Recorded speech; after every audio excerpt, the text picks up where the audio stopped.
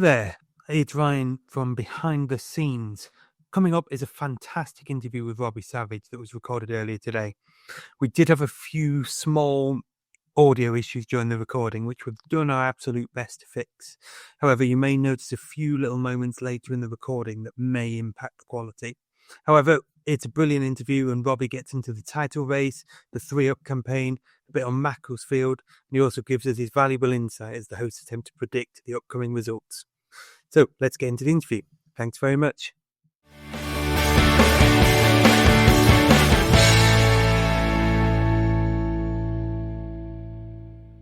Hello and welcome to National League Lowdown. Again, I'm Craig, your host. Dan's still cruising around the Canary Islands. He sent us some pictures. It looks like he's having a great time.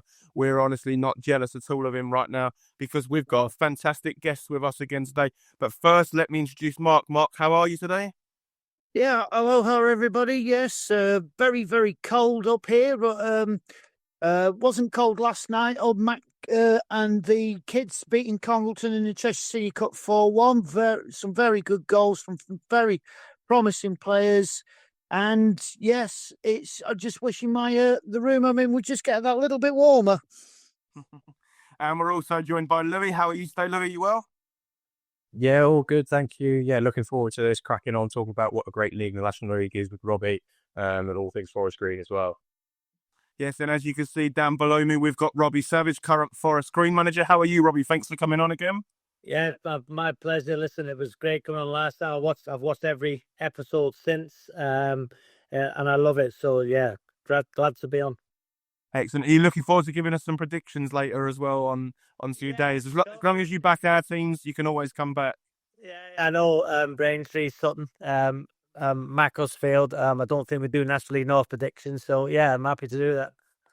Perfect. Let's start with the season though. Last time we had you on, you were top of the league. It hasn't all been plain sailing since then. There's been some defeats along the way, but there's been a real resurgence again in the last 4 or 5 weeks with obviously 4 wins on the bounce. How are you finding the last 6 to 8 weeks of the season so far? Yeah, it's in defeat. The defeats we had to Rochdale, to Carlisle, to Luton in the FA Cup. The 2 of those defeats against Carlisle, where we were magnificent. We played so well. The sending off of Mendy, hurt us. Luton to be 3-0 down, to get back to 3-3. Then Mendy hitting the crossbar with 3 minutes to go. And young Doughty missing that chance at the end. The only real disappointment was the performance against Rochdale. As Mark will know, my ethos and my philosophy is to attack, to create overloads in the wide areas. I play with 4 wingers on the pitch, 2 full-backs are wingers, the 2 wide players are wingers. And against Rochdale, I believe myself and my staff focused too much on them. We had a great chance in the 3rd minute through Cairo Mitchell, 1v1, the keeper saved it. But I think Boston away and Rochdale was our lowest XG of the season. We went to a 3-5-2, and my game plan was wrong. So I went away from what we are good at, and we try to nullify them. And they're a real good side. Jimmy's got an unbelievable side there. They thoroughly deserve the win. They outplayed us at home. They won 1-0. And that's the only game when I come away from thinking I need to be better. The defeat against Carlisle and Luton, we were incredible. Honestly, the boys were magnificent. The Luton game was one of pure elation and joy for the way my players give me everything, give the fans everything. And even at Carlisle, 2-2, with an unbelievable crowd. And for us to be top of the table once again, ahead of the mites of Carlisle with the power they have, with the manager they have, is quite incredible. And it's a testament to my players. 20 new players, as Mark said last week on the pod. But the players we've brought in, I think there's been 16 players left from the start of last season. We brought 20 in. But the 20 players coming in, most of them have come from lower. There's a hunger, there's a desire. The wage bill's been brought down by about 30%. The average age of the team has gone down by about 4 years. And we've got a hunger and a ruthless nature about us that we just want to attack, play entertaining football, which the owner wanted, and with a joy to watch at the minute. So it was a big test for me, Craig, when we lost the games, because at Mac, we only lost 3 in that 109-point season, record-breaking season. But it's the same here with high-profile owner, with me as manager. There's a bit of envy and jealousy of Forest Green, like there was at Mac, and everybody wants to beat us. And my players are proving to everybody that they could step up. They are stepping up, and we're flying at the minute. Yeah, if we just look back to that Carlisle game for a minute, we mentioned it when you were on previously about Mark Hughes obviously being your idol, a previous manager. He spent a lot of money on you in the past as well. How was it coming up against him in the dugouts? Did you feel like you learnt so much from that as well? Were you watching him as much as you were watching the game as things to learn from him? I wouldn't say I learned from him because we were in the ascendancy. I believe, and people can have their own opinion. I believe we were the better side. And I know we have a habit of tweeting at the XG and the stats out, but we've done that win, lose or draw. We were so good that day, the way we took the game to them. Regan Linney was the difference for them, like he is in most games. But they're a good side with an unbelievable manager, a fantastic fan base in terms of the crowds they get. It's well documented of some of the abuse I've received, which was over the line, and that's not me, because Mark would have witnessed some of the abuse I've received as a Macclesfield manager, which crosses the line. I'm all for the banter and having fun and engaging with the crowd. I'm all for that. Mark will tell you that, but it crossed the line on that day. But the way we played, we were terrific. And after the game, it was a disappointment. I believe we were the better side. I believe that, Carlisle will certainly be up there, and, they should still be in the league, really. Unexpected relegation, but with, their means, what they have, they should be going back up. They should be like Macclesfield, where when I was manager them, clear already, but they're not because of the teams in the league. So yeah, it was an event for me which I thrived in. I relished. My players did, and we were magnificent. And the big debate after the game: Mendy, is he a midfielder? Is he a centre half? And I know Mark's alluded to it, but right now, when you have the quality as we do, Mendy, when we got him at Macclesfield 4.5, 5 years ago, he was a right back. Never played in midfield, was a right back. So it was the hindsight at the time of Jimmy Holmes, who brought Mendy in from London. He was a defender, so his thought process is defensive, but he got bored as a defender because it was that easy for him. So when you play in midfield, he's got that energy, he's got that desire, but the biggest problem with Mendy is he's so good in both positions.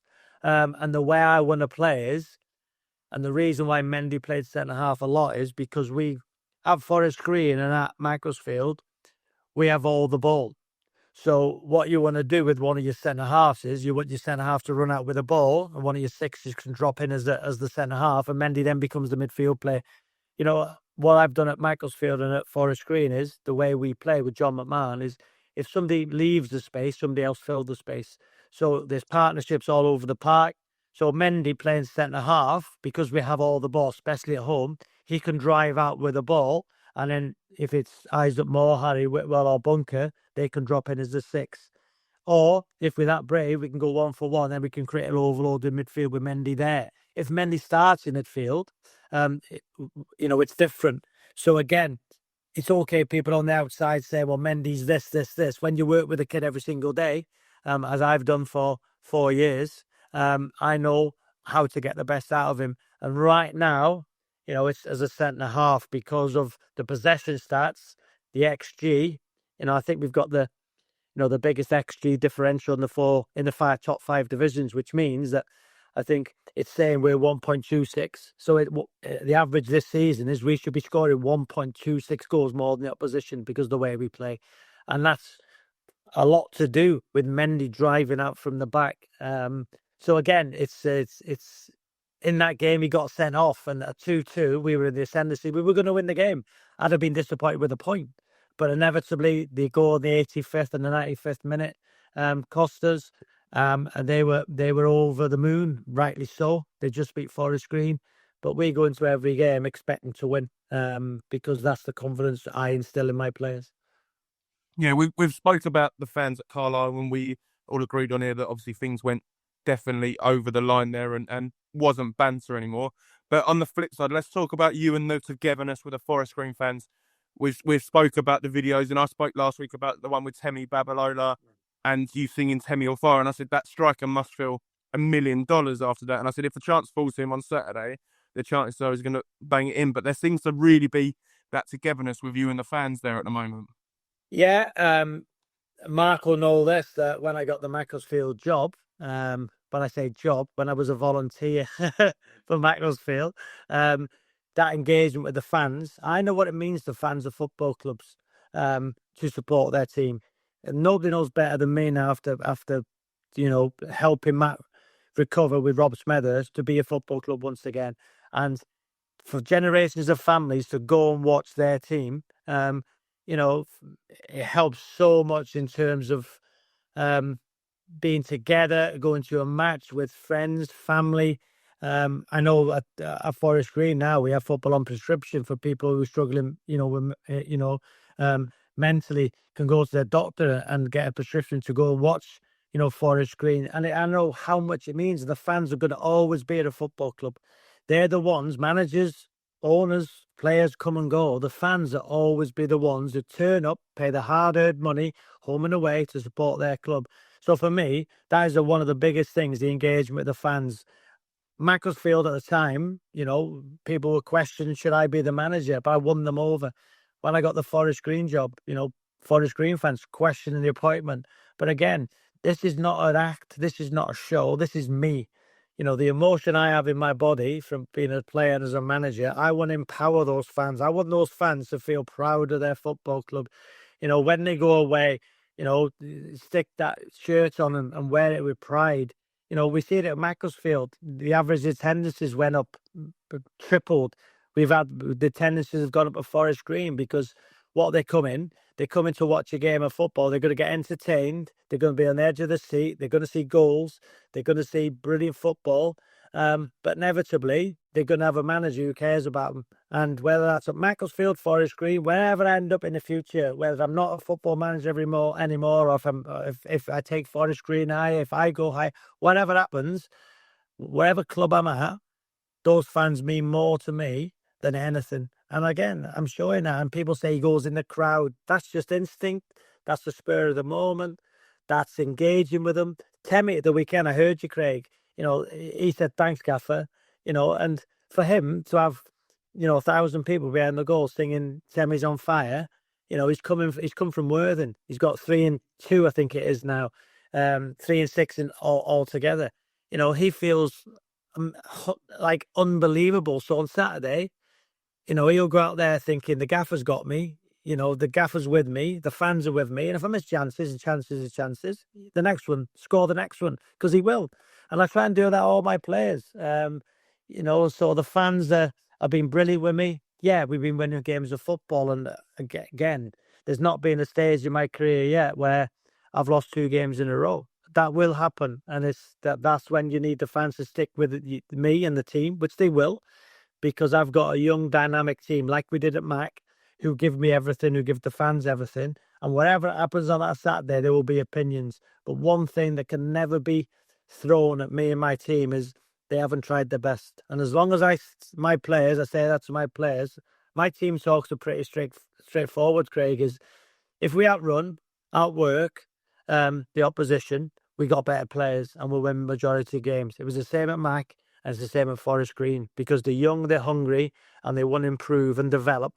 And that was the model. Hungry players, young players who might have a resaleable value, like the Macclesfield boys come to us. Yeah, Macclesfield, got underscores fees for them, and they've improved. They're training every day now. We've got a model at Forest Green where we utilise the loan system really well, young players, and players who want to come from lower to succeed higher. And the model's working for us perfectly, like it did at Mac. The trouble with Mac was we had to convince people to drop down. And that was hard. That was really, really hard. What we're doing now is we're trying to convince younger players, to to come from their loan clubs to the National League. That's equally as hard. But the ones who have done it have bought into it exceptionally well, and the ones who have come up, yeah, we've had to pay undisclosed fees for them, but they're relishing it and they're loving it. Excellent. I'll hand over to Louis next. I know he's got a question about your team currently. Yeah, mostly on sort of goal scorers. So McAllister is currently your top goal scorer in the league with 6 goals, isn't he? That's 17% of your total tally of goals. And when you look at the other top sides in the top 7, Manny D's 34% of Rochdale's goals, Linney's 34 of Carlisle's goals, Pearce is 32 of York's goals, Rush is 34 of Boreham Wood's goals. Is it a positive that you're sharing the goals around? Do you see it as a positive, or do you see it as you want your strikers to take more of the burden and be that top scorer and challenge for the Golden Boot? It's a great question. Myself and Mark Boyd were speaking about this morning. Looking at players who could come in January or even before that. Most clubs have a goal scorer in their team. Obviously, we had Christian Deutsch, who hasn't played as many games as he would like. Dausch, coming from Coventry, scored against Luton. Temley's come in, got 3 goals in 6 games. And before that, Cairo Mitchell, I think he's got 4. So our number 9, because we play with 1-9, I don't think the way we play is going to get 20, 25 goals. Macclesfield, Danny Elliott, who I brought into the football club, I think when he came in, he only scored 2 in his first 9. And then I put an arm around him. I left him out for 3 games.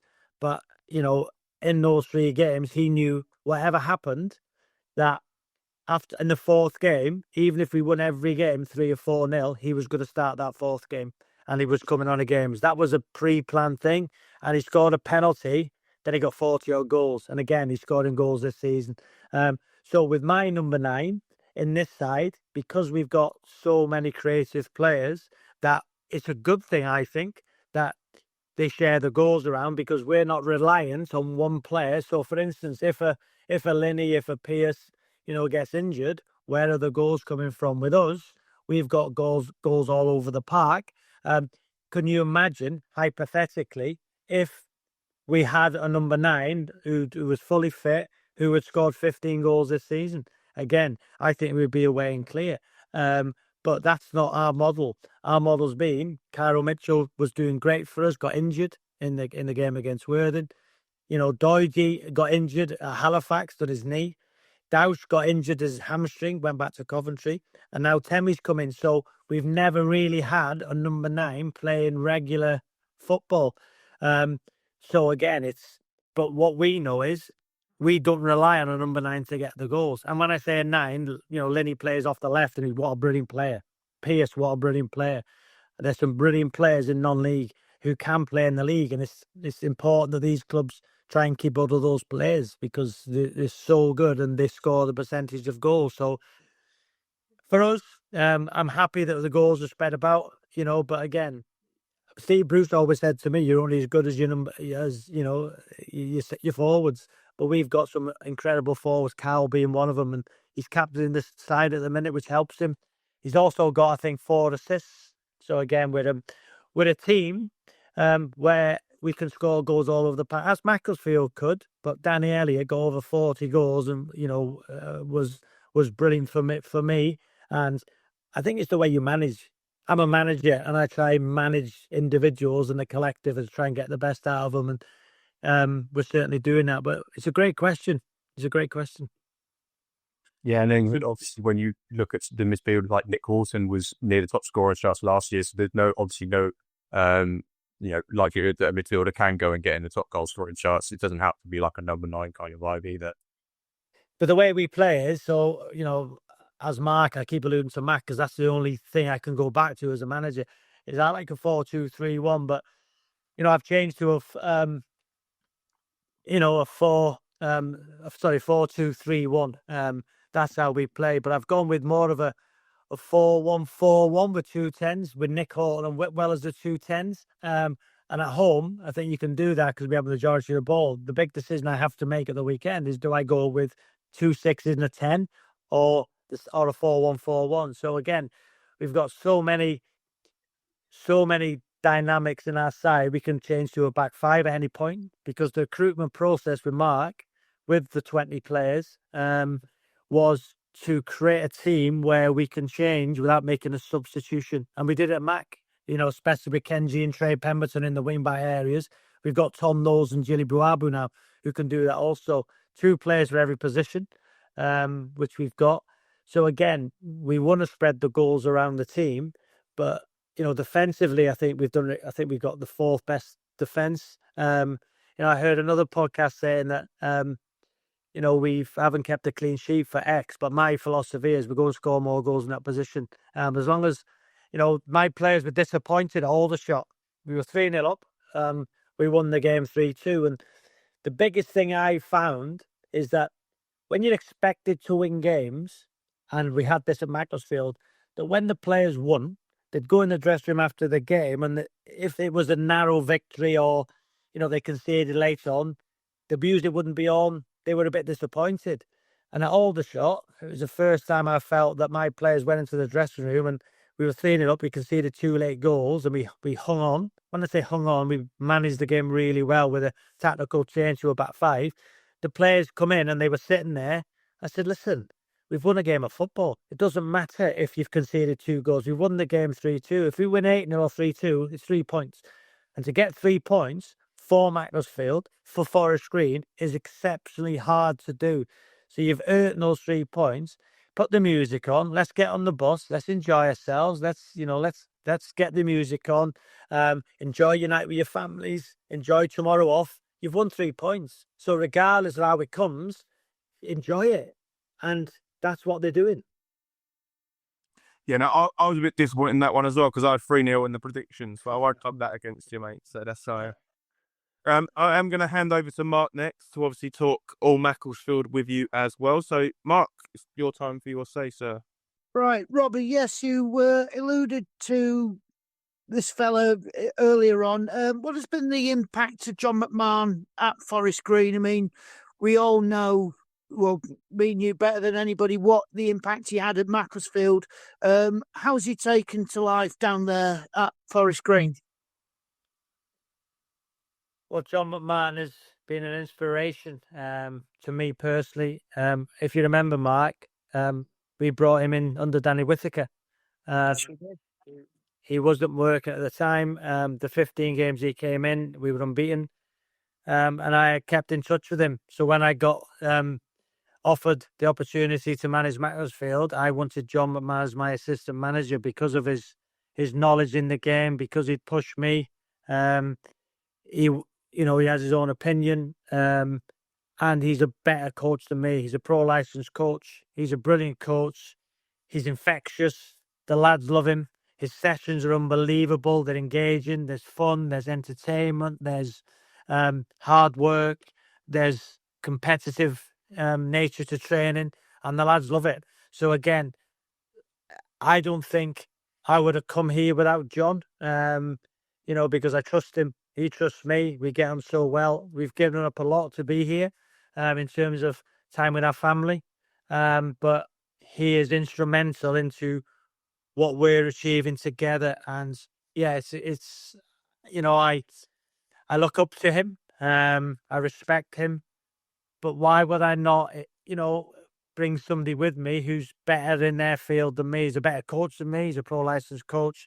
His knowledge of the game is unbelievable. And we work well together. And it's been a real privilege to work with him. Yeah, he certainly did make the difference. I mean, as you said, with when Danny Whittaker brought him in, and no coincidence that a more experienced head came in, and we went 15 on the bounce. So yeah, very, very good. And he is an infectious character, Macca is. I mean, we've spoken to him quite a few times, and he's got this very droll sense of humour, which you can expect from the Liverpudlians of this world. But I'll go on to the players that were recruited. Obviously, we know you've said about Laurent Mendy. Everybody knows my feeling on that guy. He's brilliant. But how is Neil Kengley, Trey Pemberton, and more recently Sean Etaluku? How are they adapting now to full-time football, which they've never had before. Can you hear me, guys? Is it breaking up? Or is that Mark's or is that mine? I can hear you both perfectly. Yeah. Okay, so must be okay, perfect. Okay. Yes. Yeah, so on the 4 players, Mark, Mendy has been quite remarkable, incredible. What a guy, what a player. He's been brilliant. Trey and Kenji have been brilliant. They're thriving in a full-time environment. They've moved here as well. I think they're living in Gloucester. And Sean, who recently came in, played against Luton, but unfortunately damaged his hamstring again. So he's going to be another 2 or 3 weeks. But again, these players have had an opportunity, to earn more money for themselves and their families. They've got so great stories. Mendy was a kitchen porter in Manchester while he was at Macclesfield. Kenji was a plumber. Trey worked in a school. And Sean, helped look after his beautiful family. So again, these 4 players have come into full-time football, thrived in an unbelievable environment, a beautiful training ground with great people, and are desperate to do well. And as I say, I'm delighted that I've been able to continue the journey with them, because they done so well for me at Macclesfield and done so well for Macclesfield. And it's a pleasure to work with 4 great characters, 4 great people who I know have my back and will give me everything every time they go onto the pitch. And yeah, they'll be in and out of the side. Mendy, I think, we've played 21 games. He was suspended for one. He's in the other 20. He's started every one. He's the only person that started every game when available for me. That goes to show what I think of him. He's captained the side also. I think Trey and Kenji are also in the top 5 appearances. And Sean will, as we all know, will be brilliant for us because of that pace will put Forest Green fans on the edge of the seat. So again, I'm delighted that they've come. Macclesfield had undisclosed fees for them, which was well deserved because the way and I say we at the time, Macclesfield, helped them in their footballing journey. But now they're a full-time club with aspirations to get into the league. Not any chance you'll sell us Carl McAllister on a free then? Everybody, how football works, Mark. Everybody's always available. As I said it at Macclesfield, and I've said it to all my players.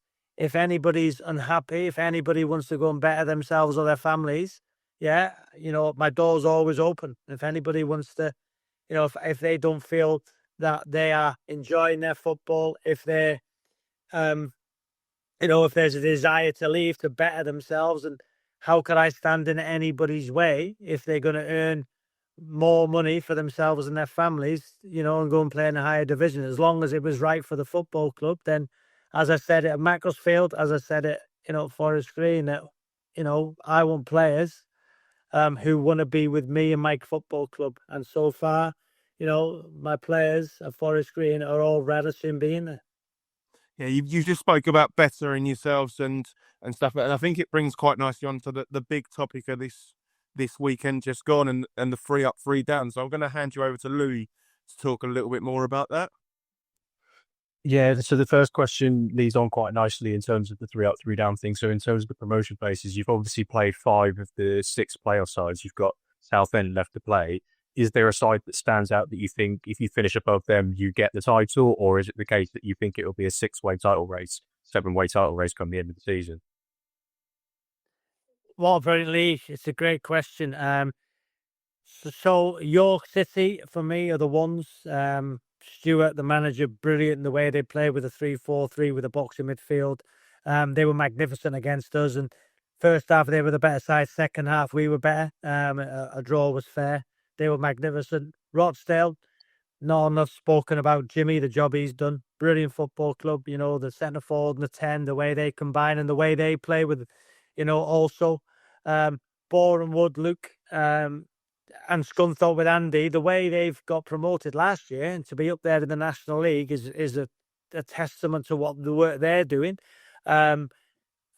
Southend under Kevin beat Forest Green in the playoff semi-final last year. They've had some tough games. They'll come with a run. They'll be up there, no doubt about it. Who else? Scunthorpe, that's us. Rochdale, York, Southend. Who have I missed out? Carlisle. Sorry, Carlisle. So Carlisle are interesting because Carlisle. So we've played Boreham Wood and they cause us loads of problems. York causes loads of problems. Rochdale beat us. We've not played Southend yet. Carlisle, we give them 4 goals. It was quite remarkable. And if you're looking at the team so far, out of the top sides, Carlisle are the worst we've played. Still a very, very good side and in the top 6. And listen, Carlisle could easily win the league. There's no doubt about it. But anybody who watched that game would have seen that game. And, our consecutive errors led to we had the ball on each occasion. The last one was a penalty. The third one, we give the ball away on the halfway line. The second one was Young Eyes the more the ball went under his foot, and he went through. And the first one, Tom Knowles had the ball in their forward there who tried to reverse pass, give it straight to them. So again, this is me talking honestly. Carlisle are probably the top side, is probably the worst we've played, but they get results. They've got an unbelievable fan base. They've got a brilliant manager. It's a brilliant football club who will be up there, but they should be. Let's be totally honest. Carlisle should be 10 points clear, but they're not. It gives us all an opportunity. And York, for me, right now, with Stuart, I think they've got 15 or 16 goals in the last 4 or 5 games. And I big onto stats. We look at the XG and we look at the way the games are going. I think our XG is unbelievable, but so is Forest Green's. They're getting better. Boreham Wood, the way they play. Scunthorpe, can they keep that momentum going? Because what clubs like us and Carlisle and possibly York and other clubs, in January or even before, we can probably invest, and give it a final push. So Luke at the minute, for me, is the best manager in the league. What he's done. Jimmy at Rochdale, incredible. Andy at Scunthorpe, incredible. They're better managers than me. They've been managers longer. Mark Hughes and Carlisle should be up there. And the big question is, because you've done your predictions at the start of the season, I think a lot of people had us down for 5th or 6th because of my inexperience, rightly so, and because we had to change the culture and the whole football club. We've brought in players from lower. So again, we've hit the ground running, every single player. And for us to be top of the league right now, with a reduced budget by about 30%, and the average age down, is a testament to what we've done as a club. So again, if we win the league, it would be incredible, with 20 new players. But I think York City right now are the ones who, for me, I'd fear most. And my biggest disappointment is that against the top teams, we've only beaten Boreham Wood. We drew against Scunthorpe. We lost against Carlisle. We lost against Rochdale. We drew against York. We've yet to play Southend and Wealdstone. Let's not forget Wealdstone. They had an unbelievable start. We've got to go there on Saturday. I think they're unbeaten in 4 or 5. There's so many unbelievable clubs. So for me, the 3-up campaign, I honestly believe that there's 10 clubs in this league. If you combined League 2 and this league, it would be a competitive league. For me, this is League 3. I think non-league starts at National League North and South because of how many teams are part-time. This is an unbelievable standard of teams, some huge football clubs with huge fan bases who could easily compete in League 2. So for me, the 3-up campaign is a necessity, and it's one where I believe that if you look at teams who've gone up in the past with the financial capability they have and the fan base, can easily go again. So again, for me, I don't see no reason why it shouldn't. What I'm not going to do, guys, is if we finish in the playoff places and don't go up, like we did at Macclesfield 1 year against Marine. I'm not going to say, well, it should have been the 3 up this year. We know the parameters before a ball's kicked. So we know we have to win the league this season to get automatic promotion. Then the next 6 sides is the lottery, and anything can happen. Look at York last year. How many points they finished clear of the rest? And Oldham went up deservedly through the playoffs. So the 3 up campaign before a ball is kicked, when it's brought in, hopefully, we know the parameters. So with everything you said in mind, is it the case that you think for sustainability purposes in terms of League Two as well, is that the reason why you think 3 up should be a thing? Or is it just the competitiveness of the teams that are in it? You think they deserve the right to go up? Nobody deserves the right to go up. But if you look at every other league, how many go up and relegated, 1 up is, 1 up automatically and 1 through the playoffs. It's tough. You've seen how competitive this league is. I think it's the competitive nature of it. Some huge historic football clubs, and Mark at Macclesfield, they're trying to get into the National League. And of course, the 3 up campaign, does obviously help, old historic clubs. It helps every club, but it's just so tough because the relentless nature in this league is, even at the weekend, if you draw, you could slip down 3 or 4 places. It's unbelievable. But the pressure and the nature of it, I just think it's the right thing to do. And if you ask EFL clubs, the 72 EFL clubs, I don't know, what the vote was, but I'm sure that if you look at the likes of a, Scunthorpe, a Rochdale, a Hartlepool, a Forest Green, a York City, a Southend, some huge football clubs who could easily compete in League Two. And historically it says that Wrexham, Stockport, the ones with big fan bases, financial capability, can go again. So I just think for me, it gives you a more opportunity. And of course, selfishly, when you're at a club with an owner who is incredibly helpful, backs you, of course you would want to do that selfishly, because right now, if it was 3 went up, I believe we'd have a well, of course, we'd have a better opportunity, but be less pressure week to week. But again, there'd be teams who, let's be fair, in this league, you would say, even with 3 up, would have a limited opportunity, because there is still a disparity in the bigger clubs to the ones in the lower half of the table financially. And that's the same in the National League North. That's the same in most divisions. I'm very fortunate. I've been fortunate at the both football clubs at Macclesfield. Yeah, we had one of the biggest budgets, if not the biggest, and at Forest Green, the budget is a budget where we can get out of the league. And again, so of course I'm going to, but a lot of clubs will be saying the same thing, the ones who believe they can go up selfishly.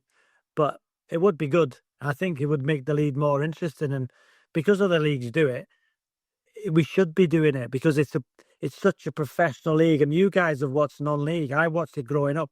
It's completely changed. It's completely changed the style of football, the data, the analysis, the professionalism. And this is a League 3. This is a League 3, undoubtedly. Because there's so many. I think there's only Tamworth, and who else is part-time in our league? There's a couple of hybrid teams though, isn't there? Like Wealdstone, but I think Tamworth are now the only team that are exclusively part-time. Everyone else is like Andy does. Yeah. What Andy does is unbelievable. For them to go Boreham Wood after coming to us in midweek. Wow. There's so many managers, coaches in our league who are far better than me, who are unbelievable what they've done. It's incredible, really, to think, and all the work and the effort goes in. And for Tamworth to be the only team who are part-time. I spoke to Andy after they played us, and he had to ring me back because they didn't finish training until 9:30 on Thursday night.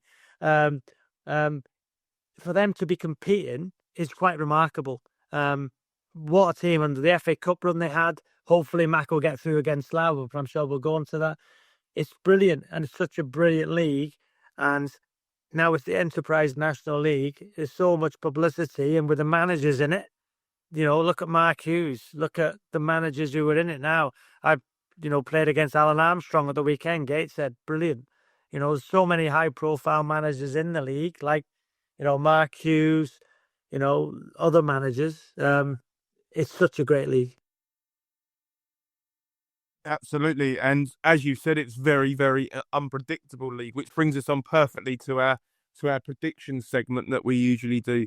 As we said, we get these wrong a lot more often than we get them right. But Louis had a fantastic week the week just gone.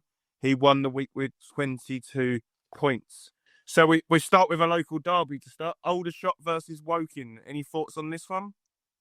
Well, we've played both sides. Aldershot under John Coleman. First half we played exceptionally well. But they showed great fight spirit. Either worked longer with the players since we played them. They're a good side, good ground, good support against Woking, who, only conceded against Southend in the last minute, didn't they? And they seem to have turned it around also. So two good sides, both want to get the ball down and play and build from the back. I think whoever limits their mistakes in their own final third will win the game. Yeah, I've sat on the fence on this one completely. I've gone for a 1-1 draw. Where are you looking on this one, Mark? Well, John Coleman's still getting embedded into Aldershot, but he will make sure that any mistakes will not be made or try hard not to be made again. And oh dear old Woking, the moist toast, it's still running, but I can see Woking with the confidence that they've got actually winning this 2-1. And yourself, Louis? Yeah, I think it would be a derby game with a bit of feist. So I've gone 2-2 in this one. Join me on the fence just with a couple more goals. There is two 12:30 kickoffs. How was their derby game? How was their derby game? They're quite local in location, and there's been a lot of heat in previous games, shall we say? Right. The FA Trophy semi-final. FA Trophy semi-final last year got heated, and I think there's been a few players that over the recent times have moved from one team to the other as well. Right. The next one is the team you've just spoke really highly about, Robbie, and it's Tamworth at home to Rochdale. 12:30 kickoff. Tamworth actually better away. I think, Tamworth will do what they do. And they got some very, very good players also on the counter attack. They're very good. You've seen the goal against Boreham Wood on the counter. Brilliant goal, good pace.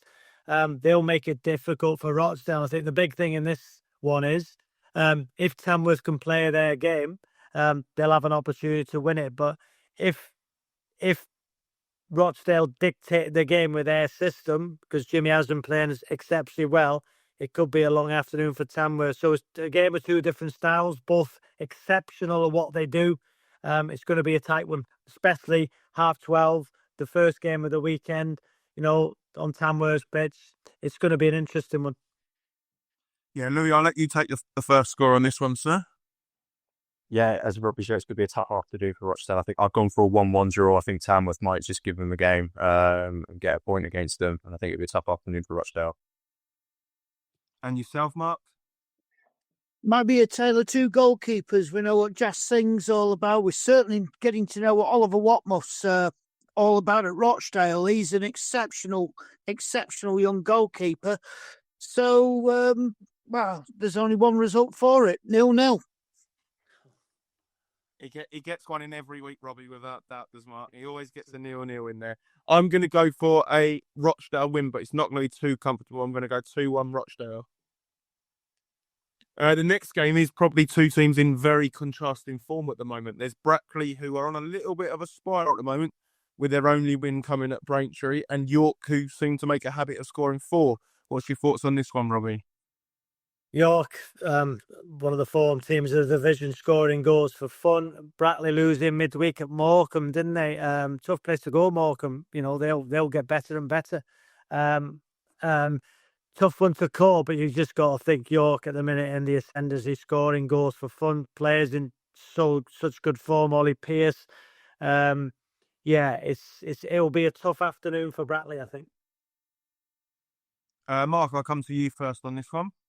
Yeah, the defeats in midweek would not have helped Brackley's cause at all, and now they're going to be coming up against Ollie Pearce and Josh Stone. Stuart Maynard has found a place for both of them, which is bad news for Brackley. I'm afraid it's going to be 3-0 York. Yeah, we don't agree on many things, me and you, Mark, but that is one I've got the exact same score. Oh, good Lord. Louis? Yeah, Brackley, low scorers, divisions, 3 defeats on the bounce now for them. They've only scored 13 goals all season. So, yeah, I think this is going to be a really tough afternoon for them. And it's a hat trick because I've gone 3-0 York as well.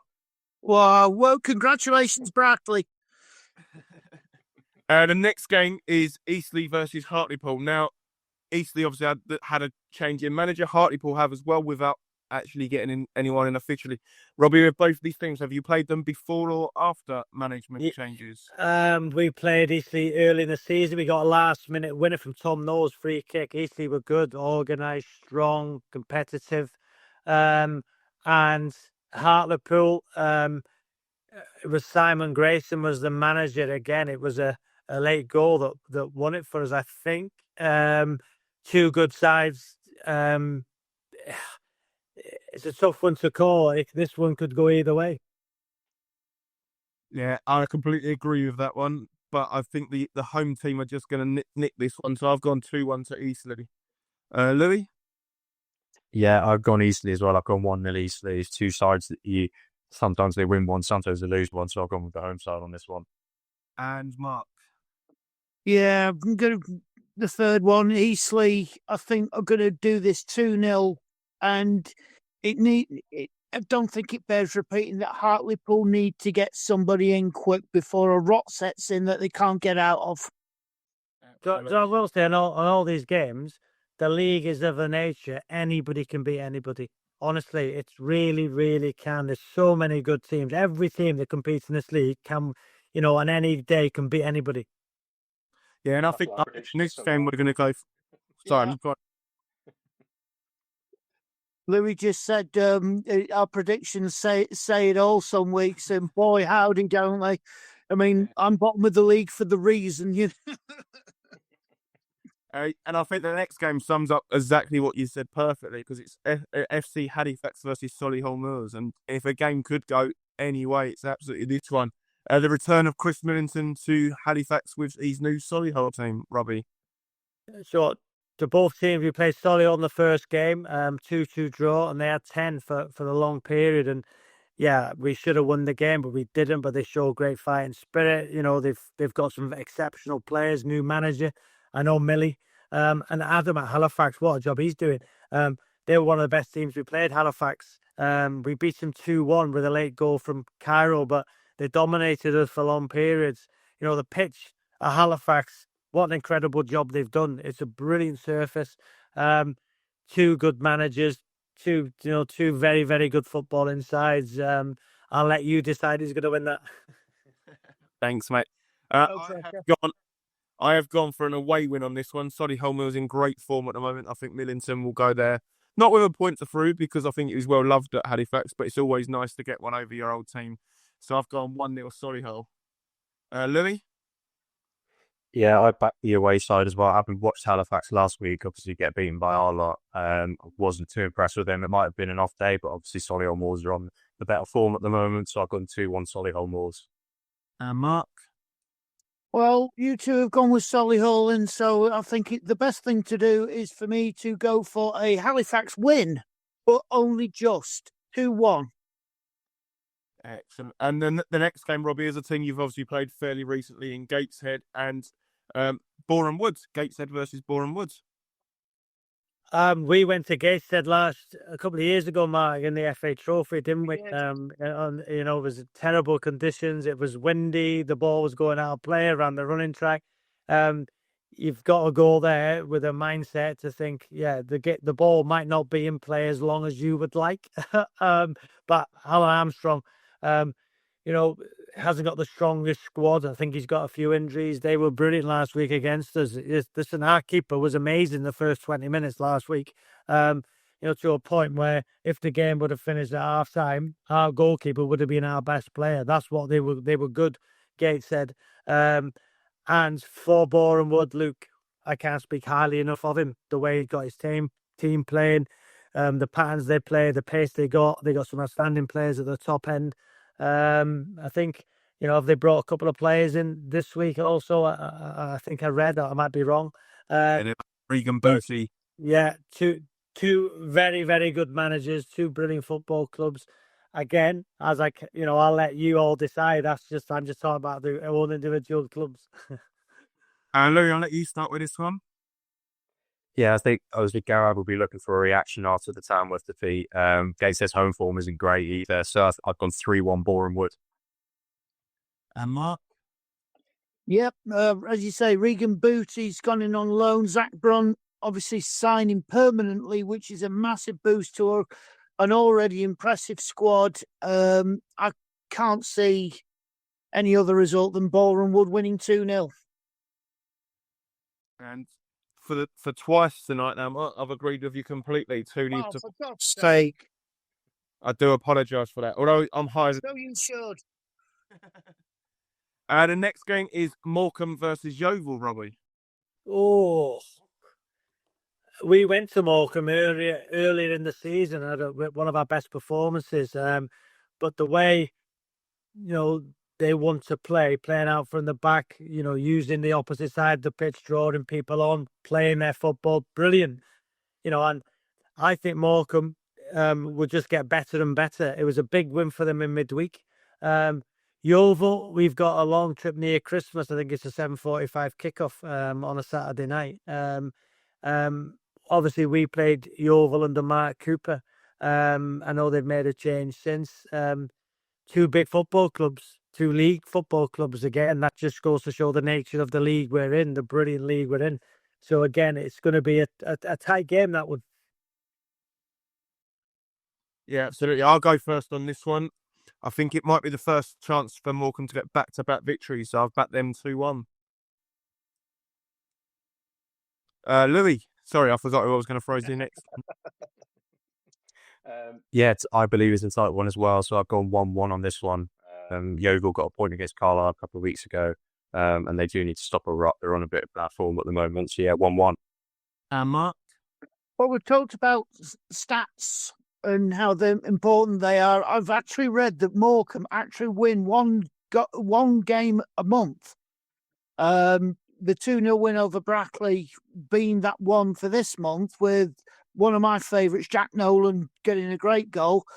And do you know what? I can see it being 2 this month, because Morecambe will win 1-0. Excellent. Next up is the Battle of the Irons, Scunthorpe versus Braintree. Robbie, be kind about my team, please. Is that crackling again or not? No, we're all good. Can you hear us? Yeah, you're crackling. Am I crackling to you? No. No, you're fine. Perfect. You're crackling to me. It's fine. So, what was the game? Scunthorpe versus Braintree, my side. Scunthorpe, Braintree. Scunthorpe, we got the last minute equaliser against them. They were brilliant on the day, and for them to be up there after getting promoted last year, Andy's doing an incredible job with him. Braintree, Steve, the first half, you were at the game. They were magnificent against us, and they could have scored 2 or 3. Second half, we were the better side. So, another tough one to call. And as I'm a manager, I know I'm a bit boring not predicting the scores, but I'm just trying to give you an insight into both teams. 2 very, very good sides. And Steve, what an incredible job he's done with Braintree, and the both managers, they were so respectful of us as a football club. And again, I'm just going to say it's going to be a tight game. No, I agree with you, and I love to predict my team to win, but I have gone on the fence with this one. I've gone 1-1. I've got a feeling the other 2 boys might be backing against me here. Mark? And you'd be absolutely right. Alan Roberts, Danny Whitehall, Declan Howe, who we know from Gainsborough, Robbie. Sorry, mate, but I can see this being Scunthorpe 3, Braintree 1. I'll give you a goal at least. Thanks, mate. Louis? Yeah, obviously off the back of a crucial win last week yourselves against Truro, I think you'd be a bit of confidence flowing through you, but I think Scunthorpe will just have enough to beat you. So I've gone 2-1 Scunthorpe. Let's hope we prove you guys wrong then. Moving on to the team you're playing next weekend, Robbie. Southend at home to Altrincham. Oh, sure, but the new managers come in and they've done well, haven't they? They climbed the table. Not come up against Kevin and his Southend side yet. Obviously, they beat Forest Green in the playoffs in the semi-final last year. Very, very good football club. I watched the game against Carlisle. They were the better team against Carlisle. What a win it was for Carlisle. But they dominated at home. They're very, very strong, aren't they, Southend? But Altrincham, they've picked up, and are moving up that table. We had a great win there. I thought it was deserved. So yeah, it's what a ground that is. It's still called Root Hall, is it? Yeah, Root Hall. Yeah. I played there. I think I played there for Crewe many, many years ago. So I'm looking forward to coming up against Kevin and Southend next week. But this is it's a big game for both clubs. Yeah, I've just backed the home side in this one. I think Roots Hall can be rocking if they get it right. And I've backed them to win this one 3-1. Louis, where are you heading on this one? Yeah, Southend off the back of a late winner against Yeovil. Confidence flowing. Obviously, confidence floating in Altrincham as well. Off the back of 3 wins on the bounce, I think it is now. But I've gone 2-1 Southend. And Mark? Well, this could be the game, one of the games that gets Neil Gibson the Altrincham job permanently. And I think they're going to come away with a point here, 1-1. Okay, and moving on to our 10th game of the weekend, Truro versus Sutton. A long trip for Sutton, but any trip down to Truro for anyone's long this year. John Askey, what a job he done with Truro. For Truro to be in the National League is a testament to John Askey's management career. Brilliant manager. I know Mark and Macclesfield fans, love him. But for Truro to be competing at this level is brilliant. Sutton, we played them obviously before they changed manager. We beat them. That was one of our best performances of the season. And I thought that night we were relentless and we played with pace and we played with power. So again, it's a tough one to call. No, I agree on that one. I think the three of us might have different things here. Because I'm going to sit on the fence with a 1-1 draw here. Mark? Oh, well, Truro need to do something. Sutton, Aggie, oi, oi, oi. We've got to get that chant started, please. But I think I'm going to go with you, Craig, 1-1. And Louis, are you backing your own boys?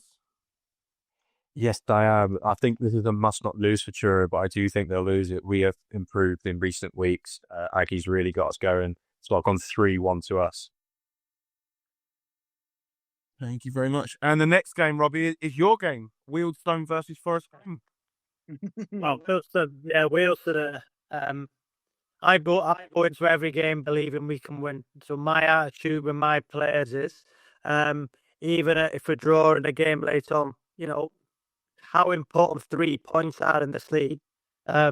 You may as well go try and win the game. I don't start for draws. We want to win games. We know it's going to be tough. They're on a great run. Unbeaten 4 or 5, I think.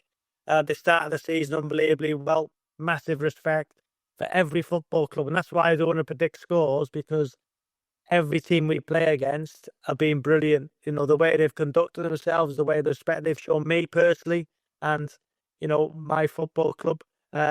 So again, it's a game which I believe, and I'll be saying this to whoever we're playing, we can win. But we know it's going to be really, really tough against a very good side who are on form. I expect a good game, end-to-end stuff. Hopefully it might be a basketball match because that's the way I like to play, because I believe we're the fittest team in the league. But we know it's going to be tough.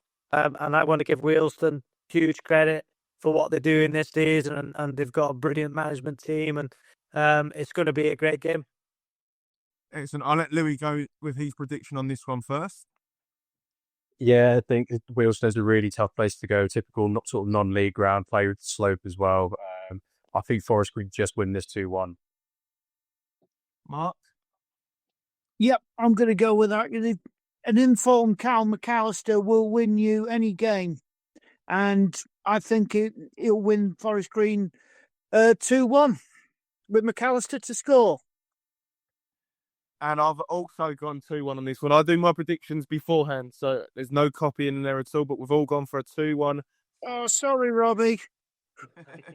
But do you know what? Listen, I know we're coming to an end, but I just think it's a brilliant league. And hopefully, I don't want to give my predictions because, what I don't want to do as a manager is when managers and players listen to this saying that you said we'd get beat against that side. I just think it's unfair because every team is brilliant. And the amount of effort, the volunteers, the fan bases.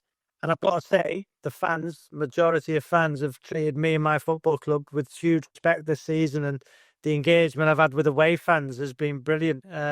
More so than, last season at Macclesfield with the away fans. So, you guys do a brilliant job, as I've said before. I love doing what I'm doing and getting results. And we know how tough it's going to be this season. And I know, as I said it before, there's lots of people who want us to succeed, but there's lots of people who want us to fail. But one thing's for sure is we're certainly entertaining.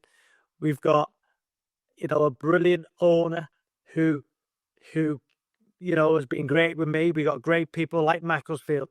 The one thing I've been very fortunate, guys, in my managerial career so far is I've worked with great people, humble people who want the best for their community. Dale's done that. Rob did it at Macclesfield, and now I'm out and all the directors at Macclesfield. And they just want to succeed, giving their communities the best football club they can.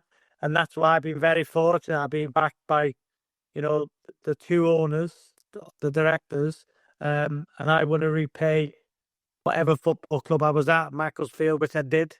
Broke every record with my staff.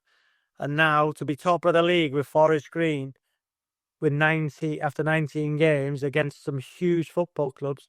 And I think I had a laugh and a joke about, I don't know if you've seen it, about the population of Nailsworth with 6,000. And some people are relating to population be points. Because when people have a go at us, Forest Green, we're on the top of a hill in Nailsworth. The fan base is incredible. Listen, 2,500 and initiatives that my owner does for the community. Kids for free, 400 free shirts, families. What we do and what the owner does, the initiatives. Mac did a lot as well, Mark, as you know. It's credit to both clubs that we're in a position. And I think Stonehouse, Nailsworth, the population around these areas, we're a very, very, very small club. The first village club to play EFL football. So when we're getting 2,500 people, and you're probably looking about 800, 900 kids there, because the initiatives with schools, with local grassroots clubs, and people will say, well, they're only doing that to fill the ground. No, my owner really cares about his community, and he cares about his staff and his players, and it's a brilliant football club. And I'm privileged not only to have been a huge part of Macclesfield, but I'm privileged to be a part of Forest Green. And the reason I'm there, as I said before, guys, is, was the relationship I had with the owner when my son, Charlie, was there. And inevitably, one of the big reasons why I moved is because for my family, because of Charlie, Freddie, my wife. And I must admit, guys, it's hard at times. It's hard on your own. It's hard. And people don't see that. People think, oh, he's involved in football. He's so lucky. But there are some long days, especially when you leave your house when it's dark and you get home when it's dark. But I've got the best job in the world. I wish I'd have done this sooner, full time. But yeah, I'm very, very lucky to be one of so many managers who have been given an opportunity, first by Macclesfield and now by Dale Vincent Forest Green, and for two owners who care. And that's all you want as a manager, is a chance and an opportunity. And inevitably, if I'm unsuccessful, I know what the consequences will be. But The only words I needed was from my two sons when of the interest was, go for it, Dad. What's the worst that can happen? You can get the sack. And that was true. And I live by that. I live by that because a lot of people said that when I was director of football at Mac, he's got all the answers. Well, why does he do it then? And what I've done all my life is I've proved people wrong. I did it as a footballer, and I'm doing it as a manager. I'm not doing it on my own.